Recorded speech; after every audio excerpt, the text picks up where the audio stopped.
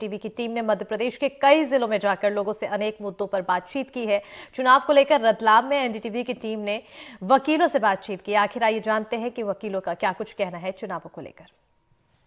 लोकसभा चुनावों की तारीखों का ऐलान होने वाला है और जल्दी आचार संहिता भी लगने वाली है। और इस वक्त मैं रतलाम के न्यायालय परिसर में हूँ और मेरे साथ आप देख सकते हैं कई अधिवक्ता यहाँ पर मौजूद हैं।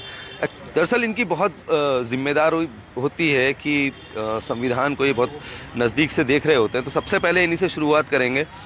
चुनाव की तारीखों का जो है जल्द ऐलान होने वाला है, तो इस चुनाव को किस तरह नज़रिए से देख रहे हैं आप?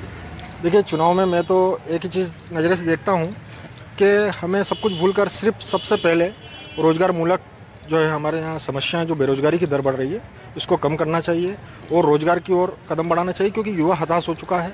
हमारे यहाँ युवाओं का प्रतिशत ज़्यादा है और हमारा जो रतलाम झाबुआ संसदीय क्षेत्र है, उस क्षेत्र में बेरोज़गारी काफ़ी हद तक ज़्यादा है और जिससे लोग भ्रमित हो रहे हैं और बेरोज़गारी होने से लोग भटकते फिरते हैं, कोई काम धंधा नहीं है उनके पास।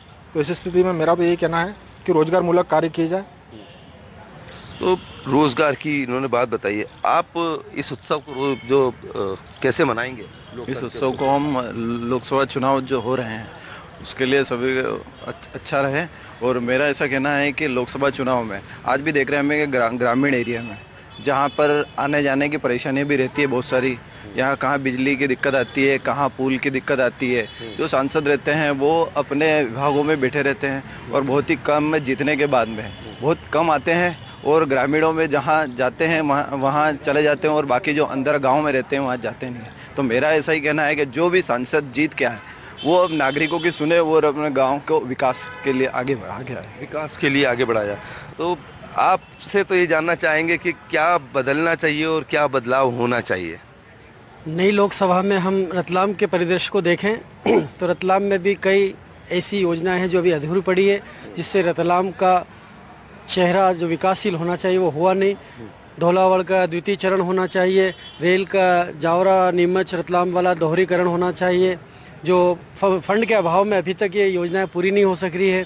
और ये सब तभी होगा जब कोई जिम्मेदार और अच्छा सशक्त उम्मीदवार यहाँ से लोकसभा में जाएं। सशक्त उम्मीदवार यहाँ से लोकसभा में जाए।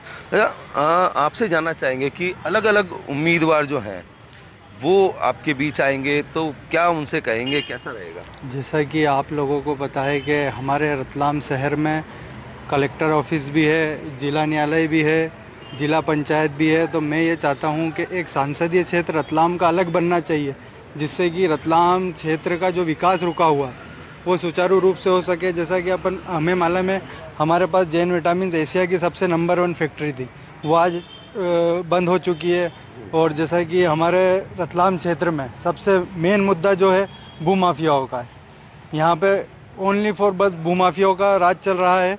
तो मैं ये चाहता हूँ कि इस लोकसभा चुनाव के बाद जो भी है एक नया सांसदीय क्षेत्र रतलाम अलग से बनना चाहिए, जिससे कि रतलाम का ज़्यादा से ज़्यादा विकास हो सके, क्योंकि बहुत पुराना क्षेत्र रतलाम है जहाँ सारी सुविधा उपलब्ध है। अगर नेता लोग यहाँ काम करें तो यहाँ रतलाम बहुत पहले से विकसित और बहुत जल्द विकसित हो सकता। तो मेरा यही एक मुद्दा है कि जो भी सांसद बने वो इस तरीके से विकास करे। और मेरा ये निवेदन है कि अलग से संसदीय क्षेत्र होना चाहिए, अलग से संसदीय क्षेत्र होना चाहिए ताकि रतलाम जो ज़िला है उसका अच्छे से विकास हो सके। अच्छा, आपसे जानना चाहेंगे कि ये चुनाव आपके लिए कितना महत्वपूर्ण है? क्या ये चुनाव हमारे युवा अधिवक्ताओं के लिए एक स्वर्णिम युग लेके आएगा।